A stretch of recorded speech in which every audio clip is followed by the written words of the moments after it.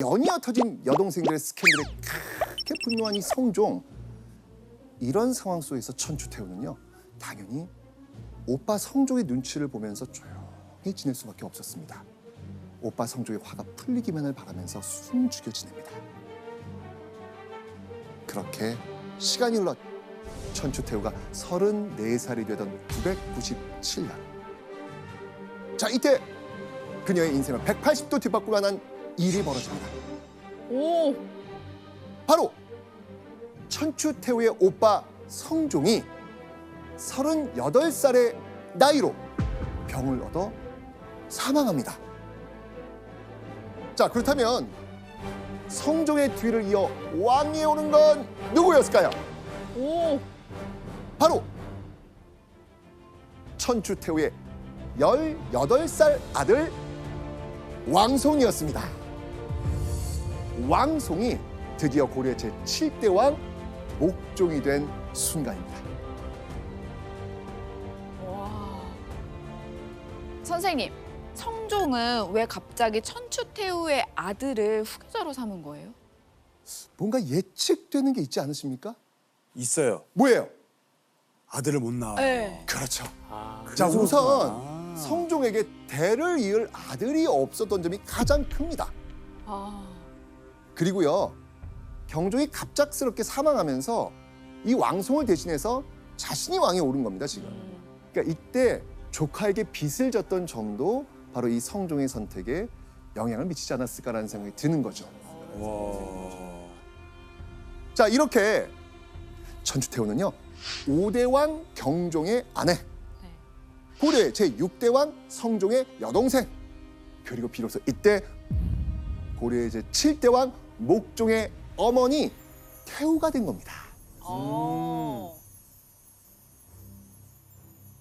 남편이 왕이고 오빠가 왕이고 아들이 왕이에요. 그렇죠. 와. 그리고 목종이 즉위한 이날은요, 본격적으로 천추태후의 시대가 열린 날이기도 했습니다. 자, 그리고 이때요, 천추태후는요, 아주 특별한 선물도 받습니다. 바로 천추태후의 아들 목종이 자신이 기거하고 있는 개경 수창궁 한켠에 어머니만을 위한 독채를 만들어준 겁니다. 바로 천추전, 천년의 가을이라는 뜻입니다. 즉, 이 뜻은 아주 길고 오랜 세월을 의미합니다. 아마도 효심이 깊었던 목종은요, 어머니가 오랫동안 자신의 곁에 살아계시길 바라는 마음을 담아서 이 건물, 이 전각을 선물하지 않았을까요? 자, 이때부터 천추태후는요, 바로 천추전에 사는 왕의 어머니라는 뜻을 담아가지고 천추태후라고 불리기 시작합니다. 이때부터. 그렇죠.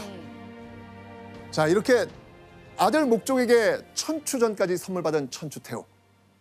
그런데요, 아들이 왕이 되자 천추태후는 당시로선 상상도 하지 못할 파격적인 행동을 합니다. 바로 아들을 대신해 나라를 다스리겠다.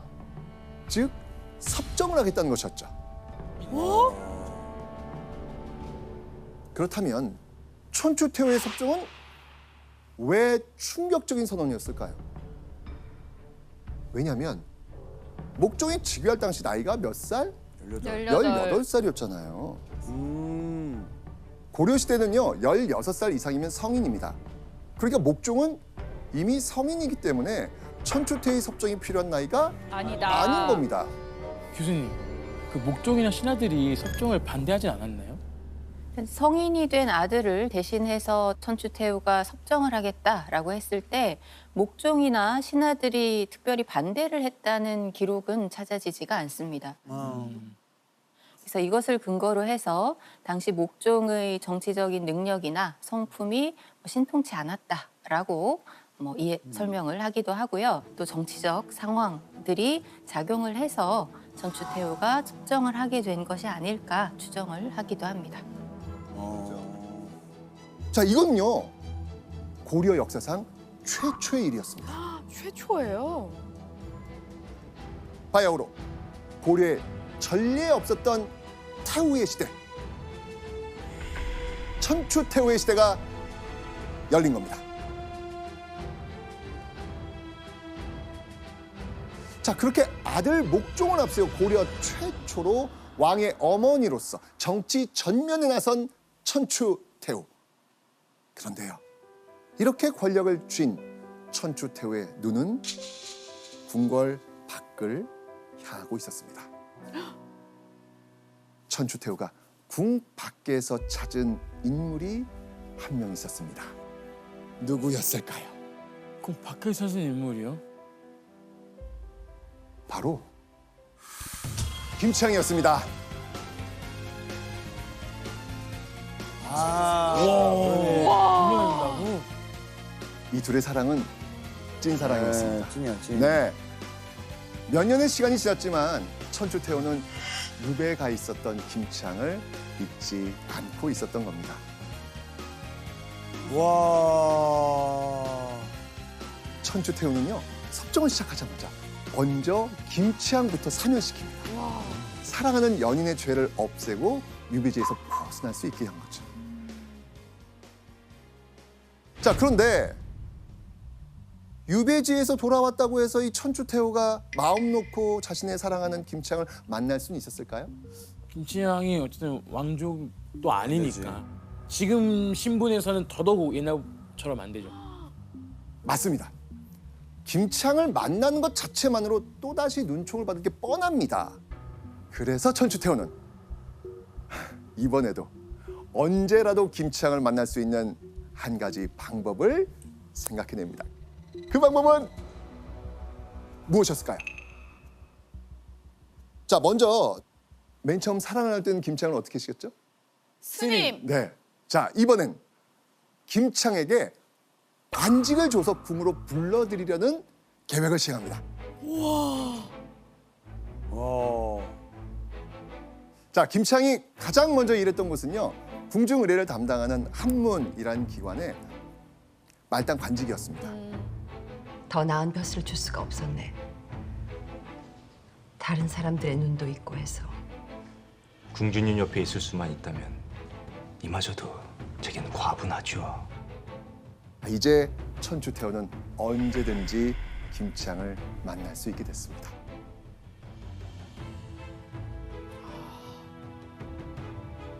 그런데 김치향은 계속 이곳에서만 일했을까요? 아닙니다. 김치향은요, 어느 누구보다 빠르게 초고속 승진을 합니다. 자, 초고속 승진을 거듭한 끝에요, 김치향은 불과 몇 년 만에 고려 조정의 재정, 행정의 실권을 모두 장악합니다. 와.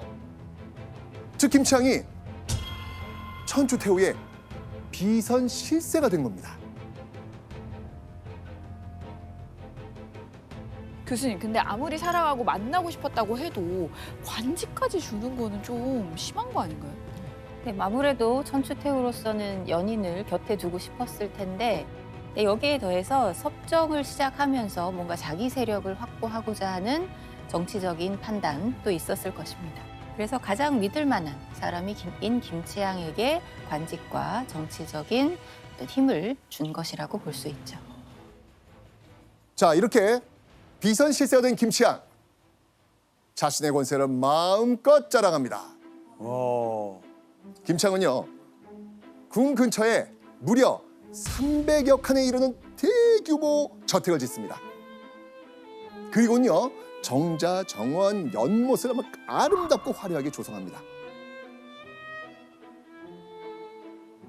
김치향은 바로 이런 저택을 지어가지고 자신의 재력과 위엄을 보란 듯이 과시한 거죠.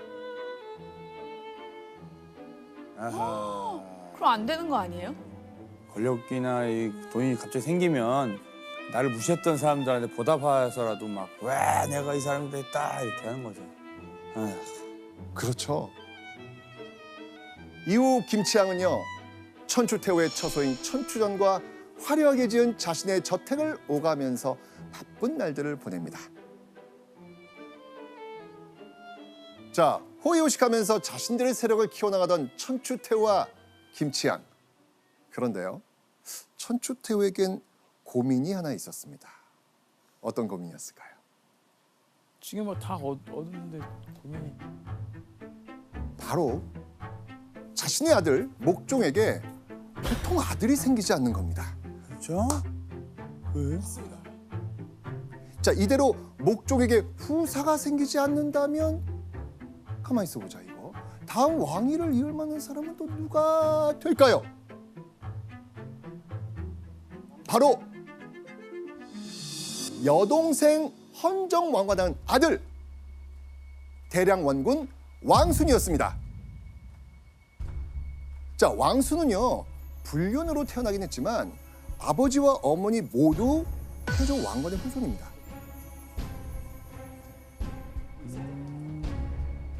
자, 목종에게 후계자가 없다는 건요 천추태후와 김치양 입장에서는요 지금 잡은 권력 언제든 내려놓을 수 있다는 걸 의미하는 거죠. 아, 이어가야 되는데. 그렇죠. 자, 그런데 천추태후가 목종의 후계자 문제를 두고 조급했던 데에는요 그럴 만한 이유가 있습니다. 왜요? 천추태후가 걱정했던 목종의 비밀. 자, 한번 보시죠. 유행가는 용모가 아름다워서 왕이 남달리 아끼고 사랑하여 남색으로서 총애하였다. 그러니까 그 뭐 목종이 그 총애하는 사내였다. 이게 좀 이상한. 이게 무슨 말이지? 그러니까 목종이 남자를 좋아했다는 거예요. 한마디로 목종의 총애를 받았던 사람이요 바로 유행간이라는 사내였습니다. 교수님, 그럼 목종은 후사에는 아예 관심이 없었던 거예요? 근데 목종이 동성애만 했던 것은 아니고 요석택 궁인 김씨라고 하는 후궁도 굉장히 총애를 했다고 합니다. 다만 후사가 생기지 않았던 것인데요. 당시 어머니인 천추태후가 거의 정권을 좌지우지하고 있고 왕의 어떤 입지가 점점 줄어들고 있었기 때문에 그런 어떤 심리적 요인도 있지 않았을까라고 추정이 됩니다. 목종을 앞세워 권력을 잡은 천추태후의 입장에서는 이거 속이 타들어가는 너무도 답답한 상황이었습니다. 그러던 어느 날 고려 왕실을 들썩이게 할 기쁜 소식이 들려옵니다. 어떤 소식? 바로 왕실의 새로운 아이, 그것도 아들이 태어났다는 반가운 소식이 들려왔습니다. 과연 누구의 아이였을까요? 당연히 목종이죠. 목종 아들. 네. 아닙니다. 어? 바로 천추태후. 어머니? 와, 나이 많지 않나요? 놀랍게도 40살의 천추태후가 아들을 낳은 겁니다.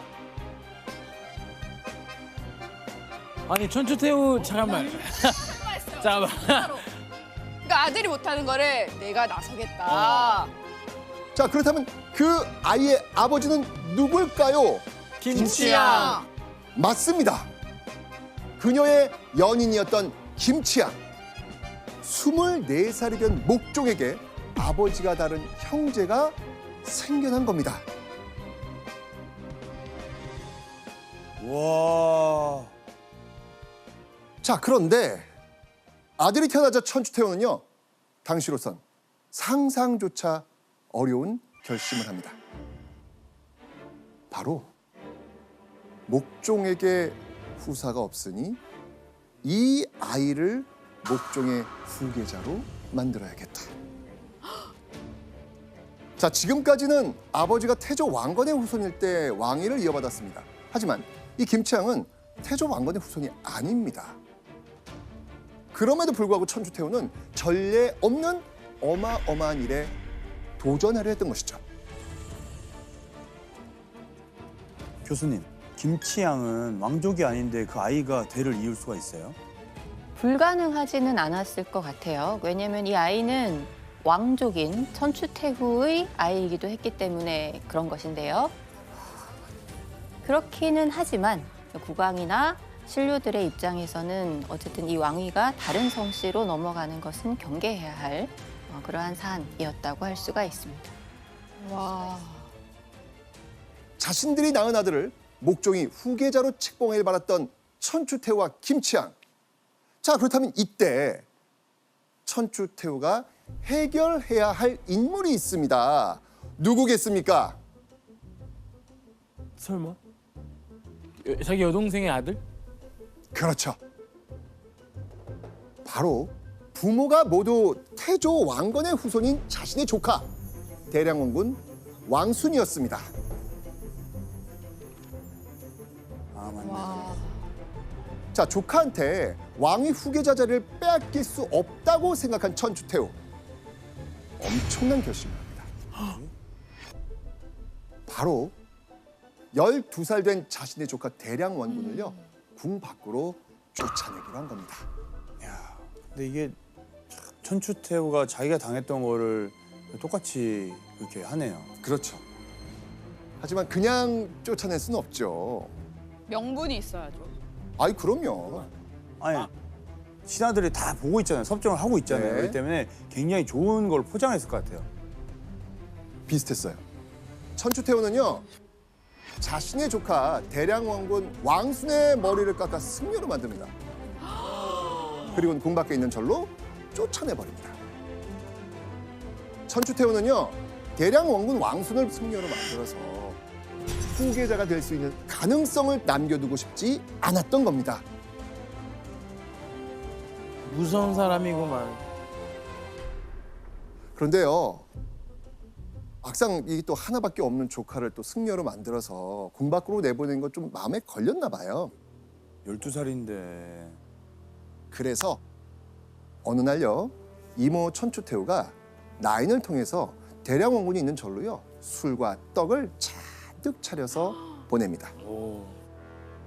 자, 천추태후의 명을 받은 나인은요, 술과 떡을 잔뜩 들고요, 대량원군 왕순이 있는 절로 발걸음을 옮겼죠. 그런데 절에 있어야 할 대량원군이 온데간데 없는 거예요. 자, 그러니까 이때 떡과 술을 들고 이 대량원군을 찾아온 나인에게 절의 승려가 이렇게 말하네요. 대량원군이 좀 산에 놀러 갔는데 돌아오면 뭐 이 떡과 술 내가 전해드리리다. 천추태후가 보낸 궁궐의 나인은요, 어쩔 수 없이 이 승려에게 떡과 술을 전달하고는요, 발걸음을 돌려야 했습니다. 그런데 나인이 돌아가자마자 승려는요, 선물 받은 술과 떡을 모조리 뜰에 버리기 시작합니다. 자, 얼마 지나지 않아서요, 이 뜰에 버려진 음식에 까마귀와 참새가 모여듭니다. 그런데 그 음식을 먹은 새들이 죽어나갑니다.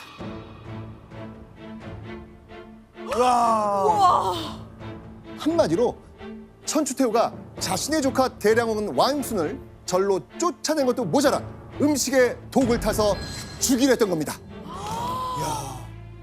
왜냐하면 대량원군 왕순이 왕이 될 생각이 없다고 해도 대량원군 왕순을 목종의 후계자로 만들고 싶은 세력이 생길 수 있잖아요. 그렇기 때문에 단 1%의 가능성도 남겨두고 싶지 않았던 겁니다. 이후에도요, 천추태후는요, 절에 들어간 대량원군 왕순을 죽이기 위해서 몇 차례 자기까지 봅니다. 와. 하지만 번번이 실패하고 맙니다. 자, 이렇게 천추태후는요, 권력을 위해서라면 피도 눈물도 없이 정적을 제거하려고 했습니다.